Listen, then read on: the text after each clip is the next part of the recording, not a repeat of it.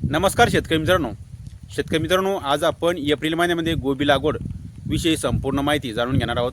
तत्पूर्वी मित्रांनो, तुम्ही आपल्या चॅनलवरती नवीन असाल तर आपल्या चॅनलला सबस्क्राईब करा आणि ही माहिती आपल्या गोबी उत्पादक शेतकऱ्यांना सुद्धा शेअर करा.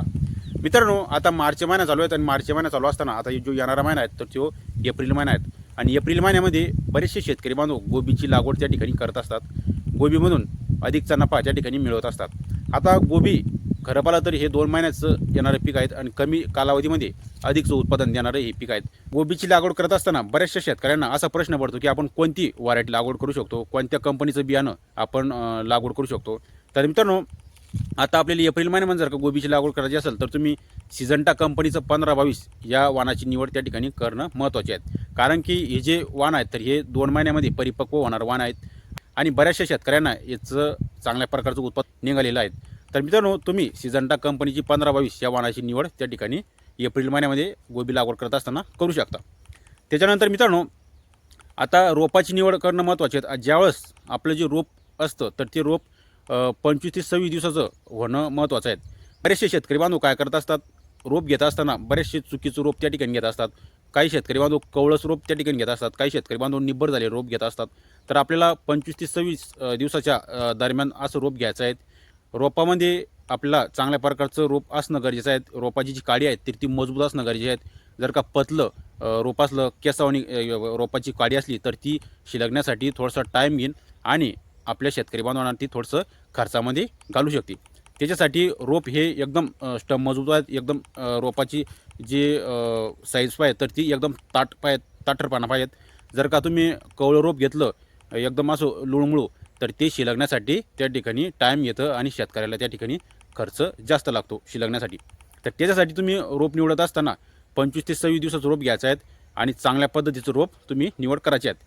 तर मित्रांनो, अशा पद्धतीने आपण रोपाची निवड बघितली आणि कोणत्या कंपनीचं व्हरायटी कोणती वाण घ्यायचं आहे ते सुद्धा बघितलं. त्यानंतर लागवडीचा प्रश्न येतो. लागवडीच्या प्रश्नामध्ये आपल्याला जमीन कशी असावी, आपली मशागत कशी झालेली असावी हे सुद्धा आपण बघून घेणार आहोत.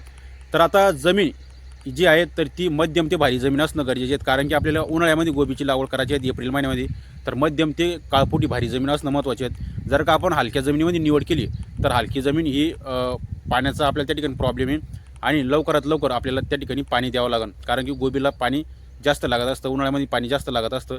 तर त्यासाठी मित्रांनो आपल्याला मध्यम ते भारी जमीन निवडणं महत्त्वाचे आहेत. त्याच्यानंतर मित्रांनो, आपल्या जमिनीची मशागतसुद्धा झालेली असावी. मशागत झाली असताना आपल्या जमिनीची नागाटी झालेली असावी किंवा कल्टिवेटर मारून रोटेवेटर मारून त्या ठिकाणी जमीन तयार करणं महत्त्वाचे आहेत.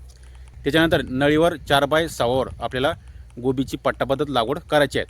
तर मित्रांनो, आपलं जे कनेक्शन आहे ठिबकचं तर ते 4x6 करायचं आहे. 4x6 केलं तर आपल्याला पट्टापद्धत त्या ठिकाणी गोबीची लागवड करायची आहे. आणि मला तुम्हाला शक्य झालं तुम्ही त्या ठिकाणी कोथिंबिरीची सुद्धा आंतरपीक म्हणून लागवड करू शकता. त्याच्यानंतर मित्रांनो, ज्यावेळेस आपण गोबीची लागवड करतो, गोबीची लागवड केल्याच्या नंतर आपल्याला पहिली ड्रिचिंग करणं महत्त्वाचे आहेत. आपल्याला लागवड केल्याच्या नंतर 5व्या ते 6व्या दिवशी पहिली ड्रिचिंग करणं महत्त्वाचे आहेत. आता पहिल्या ड्रिचिंगमध्ये आपण त्या ठिकाणी 1 किलो ह्युमिक ॲसिड घेऊ शकतो आणि 4 किलो 19-19 हे विद्राव्य खत त्या ठिकाणी घेऊ शकतो. तर आता आपल्याला 5व्या ते 6व्या दिवशी याची ड्रिचिंग करायची आहे. त्याच्यानंतर आपल्याला 15 ते 20व्या दिवशी एक खत व्यवस्थापन घ्यायचं आहे. आता खत व्यवस्थापनामध्ये आपण त्या ठिकाणी 20-20-0-13 हे सुद्धा घेऊ शकतो किंवा मादनचं 24-24-0 हे सुद्धा त्या ठिकाणी घेऊ शकतो. या दोन्हीपैकी कोणतेही तुम्हाला एका खताची निवड करायची आहे. आपलं गोबी पीक पुन्हा 30 ते 35 दिवसाचं होतं तर त्यावेळेस आपल्याला पुन्हा एकदा खत व्यवस्थापन घ्यायचं आहे. तर त्यावेळेस आपल्याला पुन्हा एकदा एक तर तुम्ही 24-24 मादनचं घेऊ शकता किंवा 20-20-0-13 सुद्धा त्या ठिकाणी घेऊ शकता. तर अशा पद्धतीने तुम्हाला खत व्यवस्थापन घ्यायचं आहे 30 ते 32 दिवसामध्ये.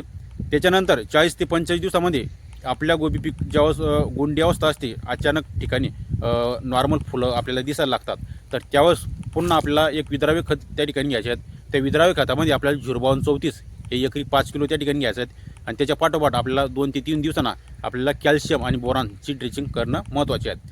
कॅल्शियम बोरानची आपण जर का ड्रिचिंग केली तर आपलं जे येणारं फुल असतं तर ते एकदम पांढरं आणि शुभ्र त्या ठिकाणी दिसत असतं आणि मजबूत आपलं फुल त्या ठिकाणी असतं. तर त्यासाठी आपल्याला 40 ते 45 दिवसाच्या नंतर म्हणजे 052-34 सोडायच्या नंतर 2-3 दिवसांना कॅल्शियम आणि बोरानची ड्रिचिंग करणं महत्त्वाचे आहेत. त्याच्यानंतर मित्रांनो, पद्धतीने आपण रासायनिक खत व्यवस्थापन बघितलं आणि विद्रावक खत व्यवस्थापन ड्रिपच्या माध्यमातून बघितलं.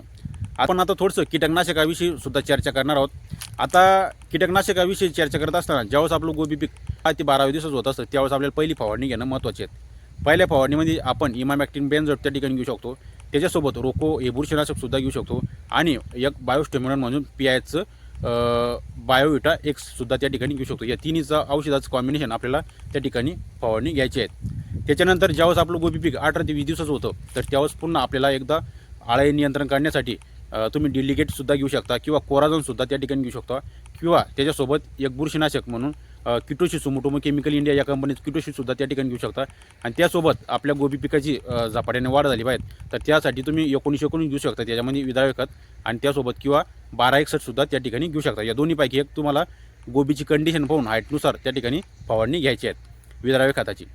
तर मित्रांनो अशा पद्धतीने ही फवारणी दुसरी फवारणी घ्यायची आहेत 18 ते 20 दिवसामध्ये. त्याच्यानंतर मित्रांनो ज्यावेळेस आपलं गोबी पीक हे 28 ते 30 दिवसाचं असतं तर त्यावेळेससुद्धा आपल्याला आळाईचं पोझिशन पाहून त्यानंतर झाडाची क्वालिटी पाहून त्यावेळेससुद्धा आपल्याला त्या ठिकाणी एक औषधाची फवारणी घेणं महत्त्वाची आहे. त्या पद्धतीने आपण रासायनिक खत व्यवस्थापन बघितलं, ड्रीप व्यवस्थापन बघितलं, त्याच्यानंतर कीटकनाशक व्यवस्थापनसुद्धा बघितलं. तर मित्रांनो अशा पद्धतीने आपल्याला गोबीचं व्यवस्थापन उन्हाळ्यामध्ये करायचं आहे.